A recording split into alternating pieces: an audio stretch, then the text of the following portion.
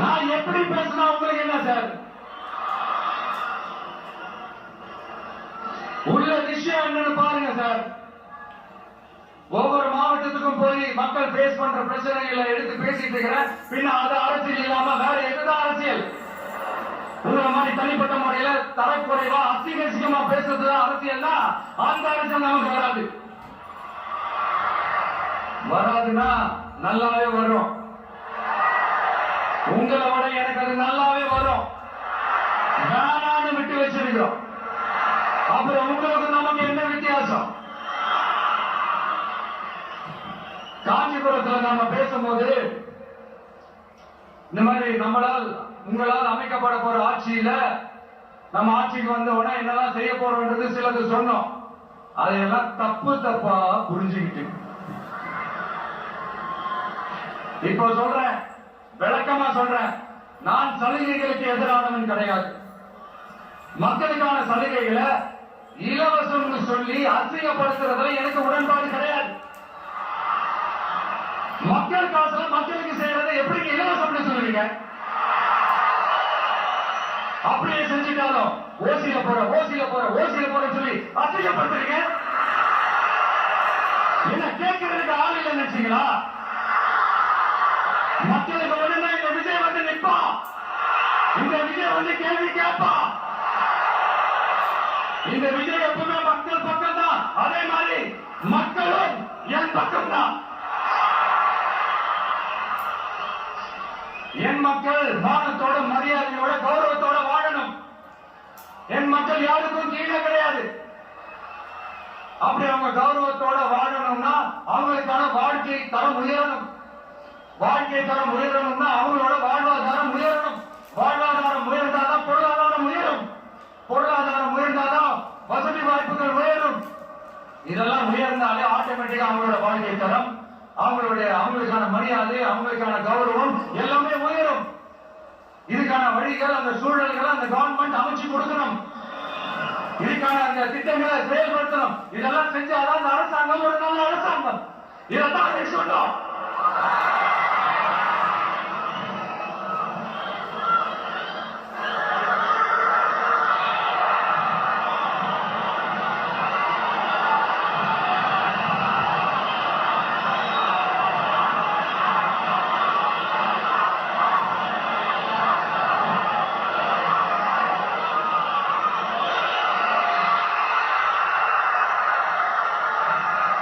இதைத்தான் நீங்க சொன்னோம். உடனே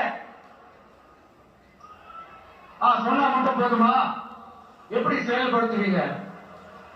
நாங்க என்ன வாயிலே வடை சொல்றதுக்கு டிஎம்கேவா?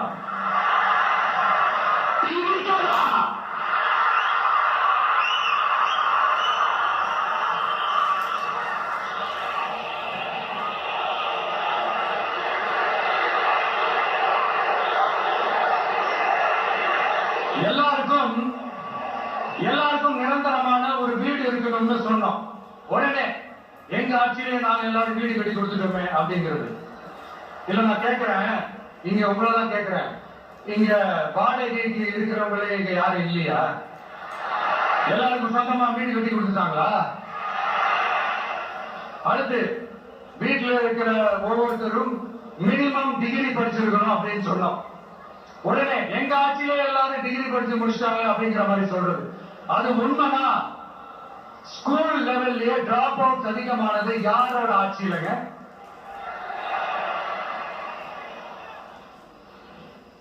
பசங்க பிள்ளைங்க யாரும் ஸ்கூல்ல சேரலன்னு சொல்லிட்டு எனக்கு தெரிஞ்சு 207 கவர்மெண்ட் ஸ்கூல்ஸ் மூடினது யாரோட ஆட்சியிலங்க?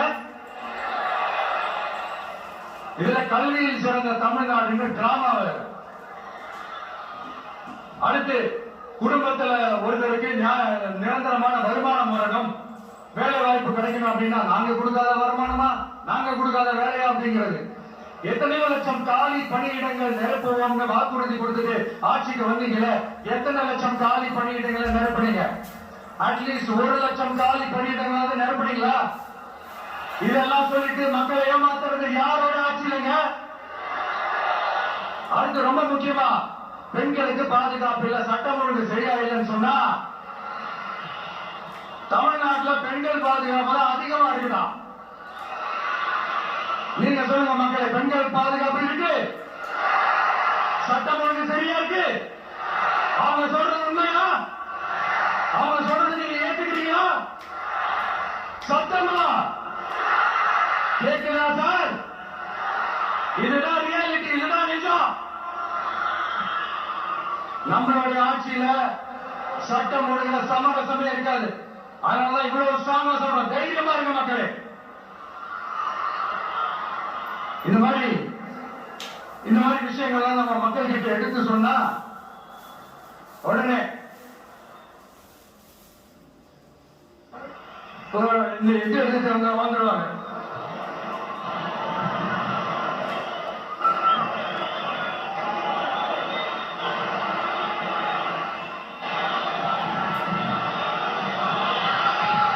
இந்த மாதிரி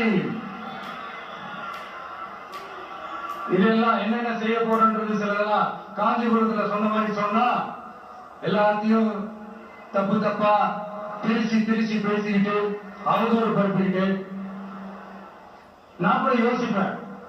எம்ஜிஆர் அவர்களும் மேடம் ஜெயலலிதா மேடம் அவர்களும் ஒரே வார்த்தையில சொல்லி இந்த திமுக காலி பண்ணாங்கல்ல. நான் கூட யோசிப்பேன், ஏன் இவ்வளவு ஹார்ஷா பேசுறாங்க, ஏன் இவ்வளவு ஹார்ஷா அவங்களை திட்டுறாங்க யோசிச்சது உண்டு. இப்பதான் புரியுது, அவங்க ரெண்டு பேரும் சொன்னதை இப்ப நானும் ரிப்பீட் பண்றேன். திமுக ஒரு தீய சக்தி, திமுக ஒரு தீய சக்தி, திமுக ஒரு தீய சக்தி, திமுக ஒரு தீய சக்தி, தீய சக்தி, தீய சக்தி, தீய சக்தி. என் நெஞ்சில் குடியிருக்கும் ஈரோடு மக்களே,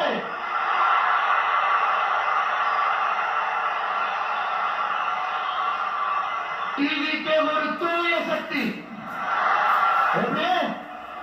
டிவிக்கு ஒரு தூய சக்தி, தூய சக்தி டிவிக்கு இருக்கும், தீய சக்தி டிஎம்கே இருக்கும் தான் போட்டியே.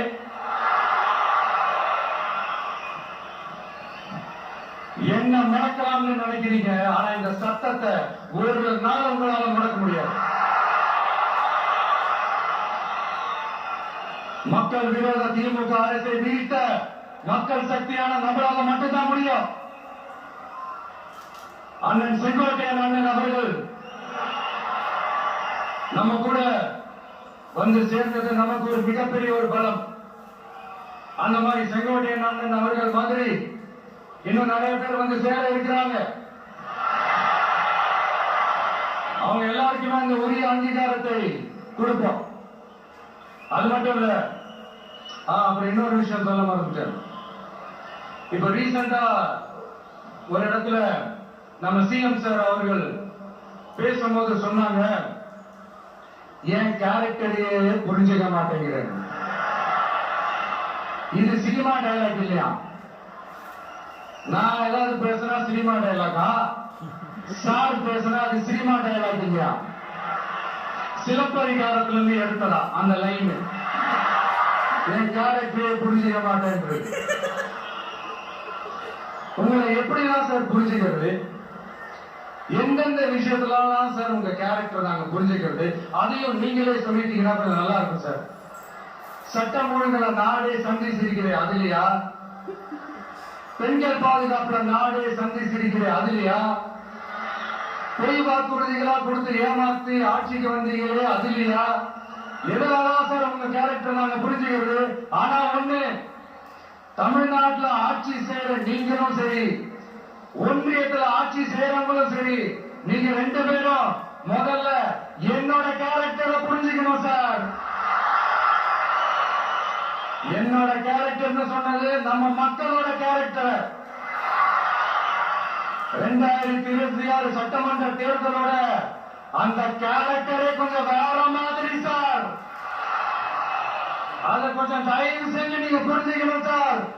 புரிஞ்சுக்கலாம், மக்களே உங்களுக்கு புரிய வைப்பாங்க சார். கான்பிடண்டா இருங்க சார், நல்லதே நடக்கும் சார், வெற்றி நிச்சயம் சார். மீண்டும் சந்திக்கும் வரை நன்றி, வணக்கம் சார். நண்பா, நன்றிகள். இங்க எல்லாம் பார்த்தோம், எல்லாம் நல்லபடியா நடந்தது. சேஃபா சேஃபா வீட்டுக்கு போயிடுங்க. எனக்கு எல்லாத்தையும் விட நீங்க தான் எனக்கு முக்கியம். தயவு செஞ்சு சேஃப்டியா போயிட்டு வாங்க. ஒரு ஈரோடு செல்ஃபி ஒன்று எடுப்போமா?